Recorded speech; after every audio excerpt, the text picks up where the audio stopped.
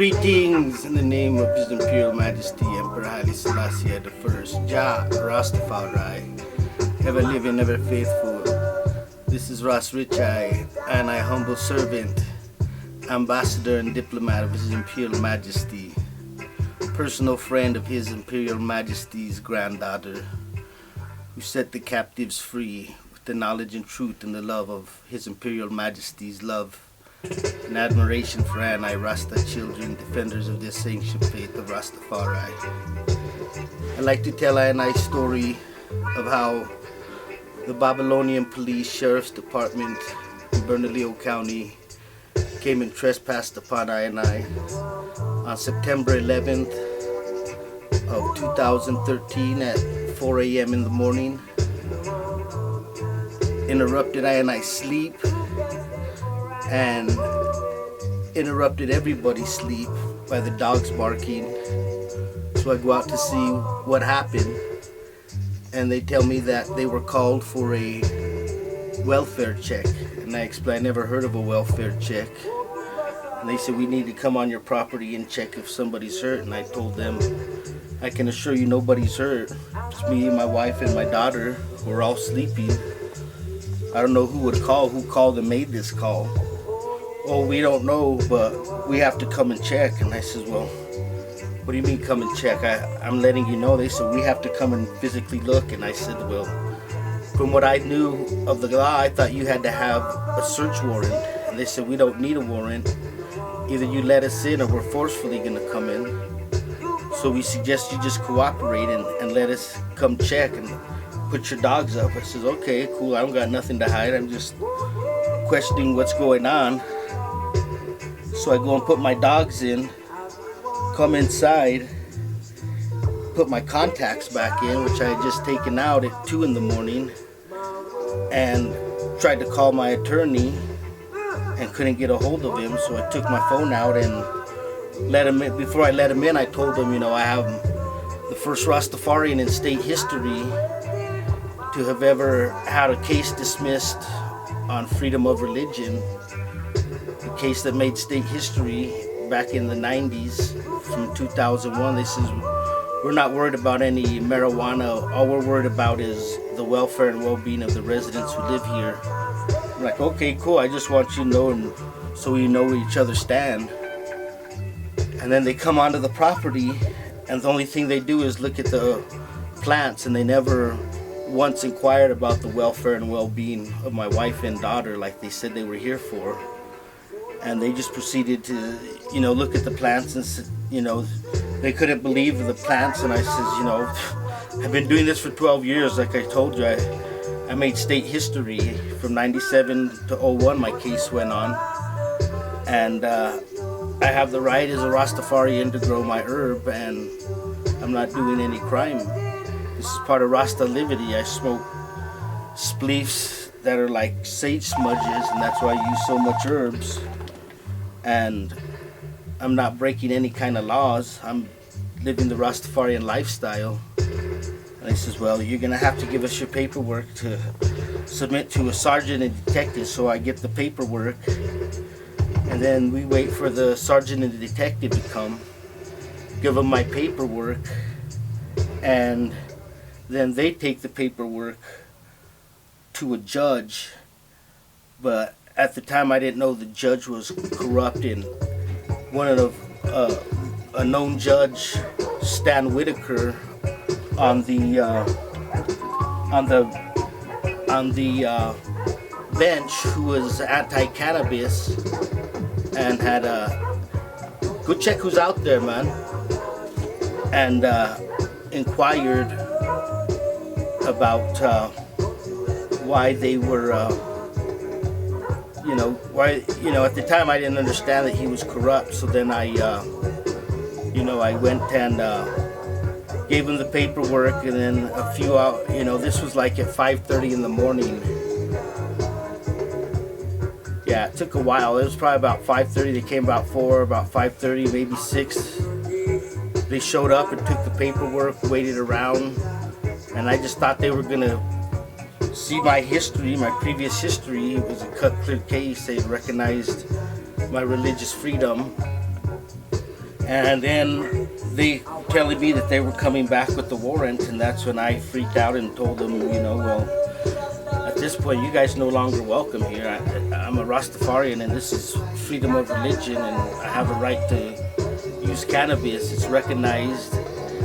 And he says, well, we're getting a warrant. And I says, well, if you get that, there's going to be repercussions.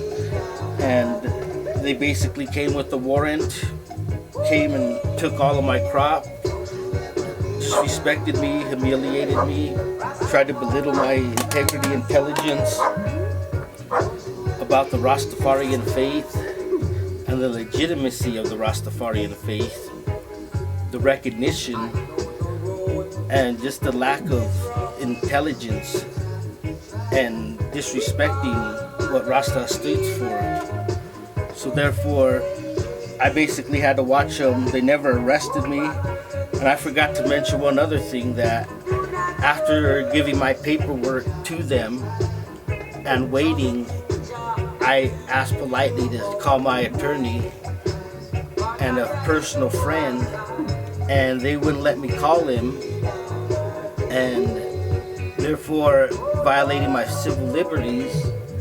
And even when they came and said they were getting a warrant, I asked to call for him to come down, because he lives down the street, to talk to them and explain, to show my history.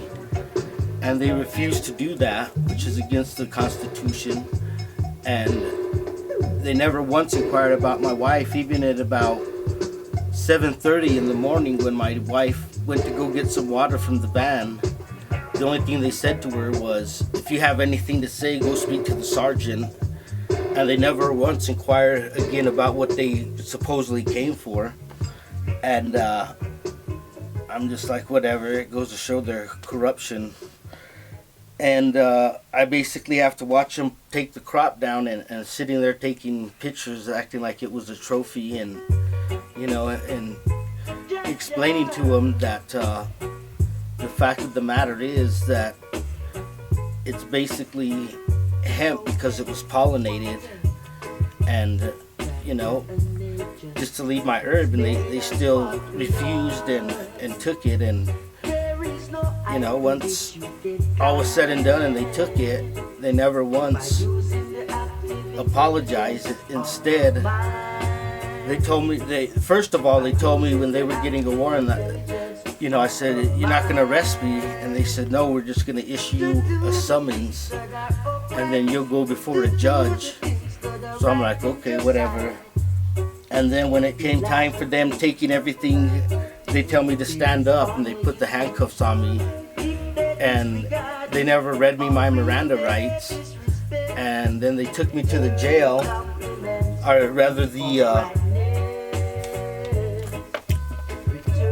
Bernalillo County substation off of Isleta, and left me there for about an hour.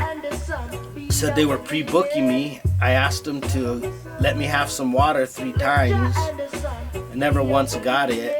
And after about an hour and a half, they transported me to downtown, and they left the handcuffs on, and they said they could have, they only took them off when they were gonna do my handprints, and then the machine wouldn't work, so they said they were gonna have to book me at the west side. And then they put the handcuffs back on, and then after having the handcuffs on, I'm like, why are you guys putting the handcuffs? Only time I ever got arrested, once you come into booking, once they start booking, the handcuffs come off. Why are you putting the cuffs back on me when you're going to put me in the cell? And they left them on, and all the guys in the cell, I'm like, man, this is cruel and unusual punishment, man. This shit ain't right, man. I only been arrested once, and it wasn't like this. And they just heckled about it and said, you need to have the cuffs on. And after about, I would say, an hour and a half in there, maybe an hour, I don't know the exact time, but having those handcuffs, my muscles started spasming, and I told the officers, I says, my muscles are starting to spasm, man. You guys need to take this off, man. So they take me in this other room, and once I go in the other room and they take them off and I stretch, I lose consciousness and start convulsing, and I wake up to to them laughing about it like it was a joke.